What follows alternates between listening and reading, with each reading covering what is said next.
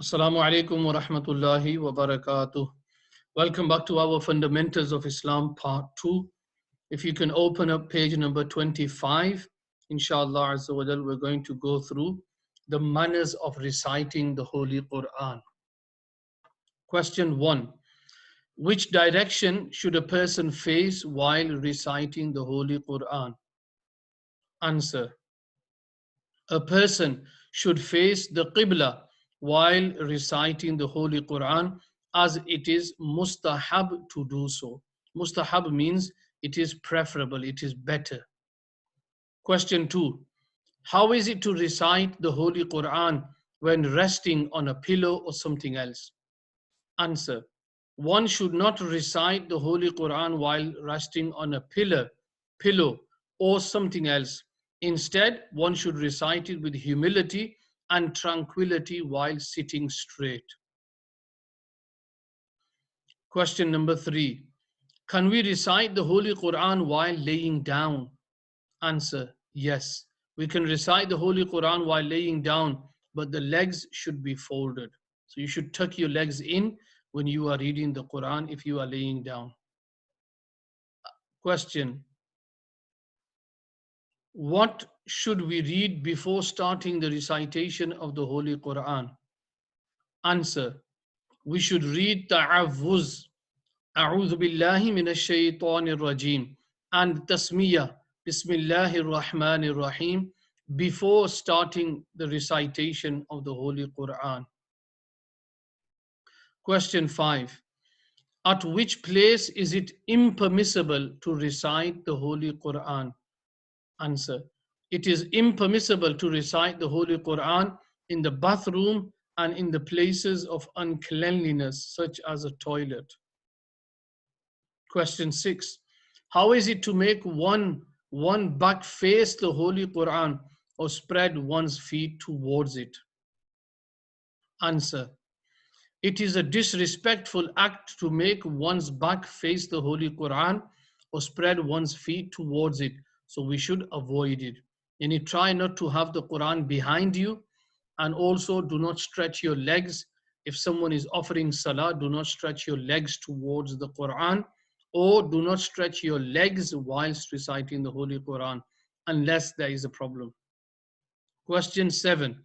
If a person yawns during the recitation of the Holy Quran, what should he do? Answer. If a person yawns during the recitation of the Holy Quran, he should stop the recitation, because yawning is a sign of satanic intervention.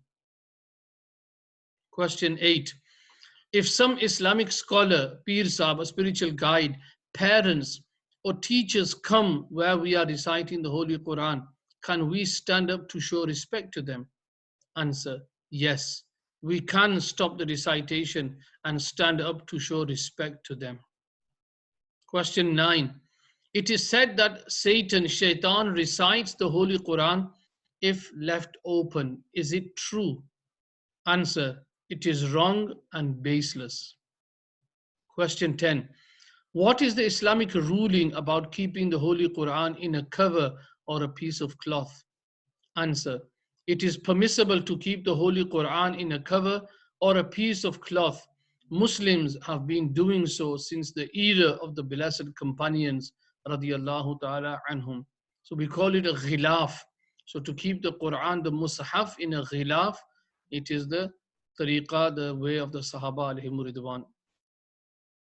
Question 11. How is it to recite the Holy Quran aloud? Answer. To recite the Holy Quran aloud is preferable, because all the things to which the voice of recitation will reach will become the witnesses of the reader's faith on the day of judgment. However, one should take care not to disturb the salah offering person or the sleeping one or anyone ill or any ill person. So if you are in the masjid and people were there before you, then you should not recite the Quran in a loud voice. Or if you are at home, then try not to read the Quran in a loud voice if there's someone who's asleep or if someone is ill. Question 12. How is it to engage in a conversation or look here and there during the recitation of the Holy Quran? Answer. One should listen to the recitation of the Holy Quran silently and attentively. It is a sin to talk while the Quran is being recited. So it's very important if you are listening to the Quran, which is live, not a recorded one, but if someone is reading the Quran and you went there to listen, then you must listen silently. Question 13. Many Islamic brothers recite the Holy Quran aloud in the ritual of the recitation of the Holy Quran, etc. How is it to do so? Answer. To recite the Holy Quran aloud collectively is prohibited. On such an occasion, all should recite the Holy Quran in a low voice. So if you are at home, you're having a Khatam Sharif, a Fatiha, and a lot of people are gathered, then it is better, it is important that all of them should recite loud enough that they can hear, not loud that everyone can hear.